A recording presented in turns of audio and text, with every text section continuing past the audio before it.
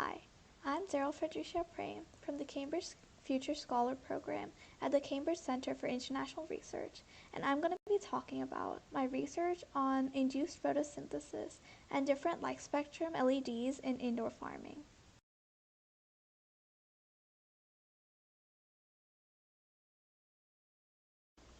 I'm going to elaborate on why light spectrums matter, why indoor farming is important, what hydroponics are, and how they work, and the results of my research.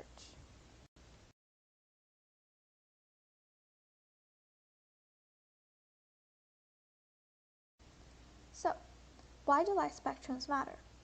Well, light is essential to the growth of plants because plants utilize light as an ingredient for photosynthesis, which helps them create energy that they need to survive. Furthermore, light is an important indicator of the environment that plants are in. So, when seeds are in the ground, they use light spectrums to detect whether the environment is optimal for their survival or not. If it is, they germinate, and if it isn't, they don't. Hence, light spectrums can cause seeds to germinate faster or slower.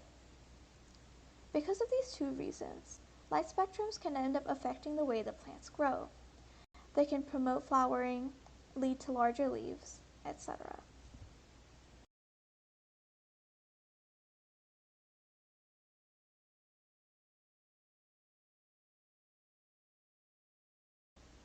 So, why do people prefer indoor farming?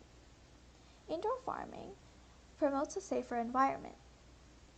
The fact that it is indoors protects the plants from contamination, weather damage, and pests. Moreover, it creates more reliable production because it is not viable to Mother Nature's whims and cannot be affected by thunderstorms and tsunamis. Additionally, seasonal crop can be grown year-round because temperatures and humidity can be controlled using sensors and machinery. It also uses less land because plants can be stacked one on top of each other instead of just on the floor. This can create increased productivity, which is required for the increasing population that we have on Earth. Moreover, it uses fewer resources such as water, soil, and pesticides, which can both save money and save the resources that we have on Earth.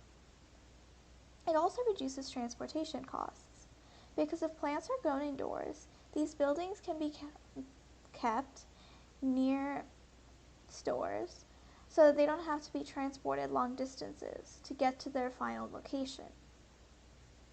Moreover, it can reduce labor costs because more of the work, such as irrigation, watering,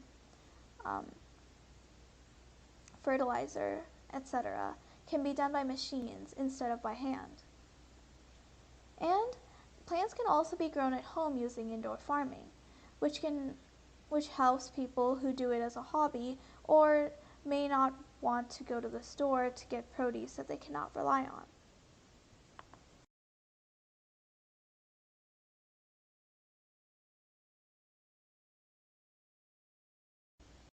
What are hydroponics and how can they be implemented?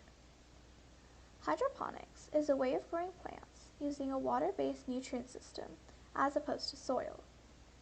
These nutrient solutions come in concentrated packages and are then diluted using water. Usually 30 milliliters of a nutrient solution is diluted using 100 liters of water to create a diluted solution that can then be used to grow plants. Hydroponics is one of the most common types of vertical farming today, and so greatly helps the indoor farming sector. To create a hydroponic system, pipes are connected to a tank of water, and a pump is placed into the tank of water. Seeds need to be germinated before they are placed into the system. They are germinated separately using special lights and then are placed into sponges after they have sprouted. These sponges are then placed into little indents in the pipes. These indents look like the top right picture on the slide. The pump in the water tank is then used to pump the nutrient-rich solution through the pipes. This water is constantly moving and circling around the system to prevent growth of algae. The plants utilize the nutrients in the water. These nutrients are listed in the table on the bottom right of the slide and are essential to plant growth. The plants also use the water itself in their processes.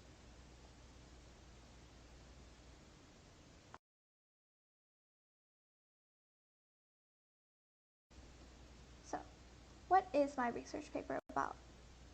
The aim of my research paper is to find out the effect of different light intensities on plant growth. To do this, I set up a hydroponic system with 3 different levels. Each of these levels was exposed to a different light intensity, and hence we could see the difference in the effects of plants based on these light intensities,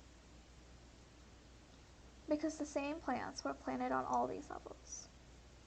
The top level was exposed to no light and acted as the control for this experiment. The middle level had 30 light strips, where 20 of them were red and 30 of them were blue. This was the red and blue level. The bottom level had 3 blue light strips, 3 red, 3 full spectrum light strips, and 12 other full spectrum light strips of a different power. This was the white light level. Depending on which level grew best, we would be able to figure out which light spectrum was most effective for plant growth. I also had 3 such setups, one with Santo cilantro, one with Calypso cilantro, one with red spinach. Having 3 different setups with 3 different types of plants ensured that I would be able to figure out the response of light intensity regardless of the plant type.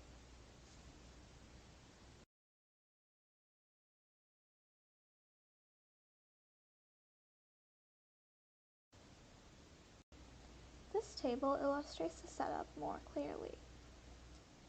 Each icon represents a different kind of plant. The top and bottom one are the 2 types of cilantro, and the one in the middle is the red spinach. We can also see the 3 different rows illustrated. The top row with no light, the middle row with red and blue light, and the bottom row with full spectrum light. The different plant types were in different hydroponic systems, and this is how the research was conducted.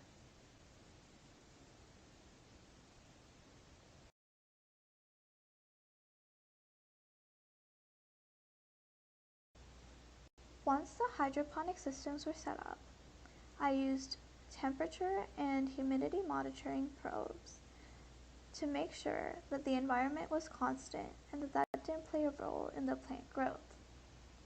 I also used a laser-based real-time measurement system with a 1/16 inch accuracy to measure the plant's height and width. This height and width was measured for each plant 10 days, 20 days, and 30 days after germination. After the height and width were measured, the averages for each level were calculated, and by plotting the data for the averages in each of the systems and each of the levels with the time, we can find out how the plants grew and whether this growth differed based on the light intensity.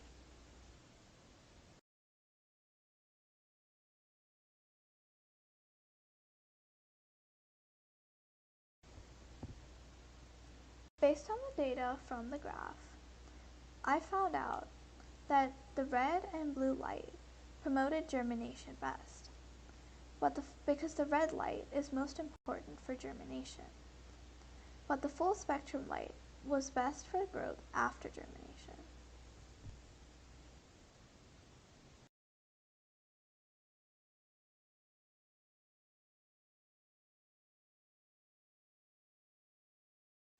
Thank you all for listening to my presentation.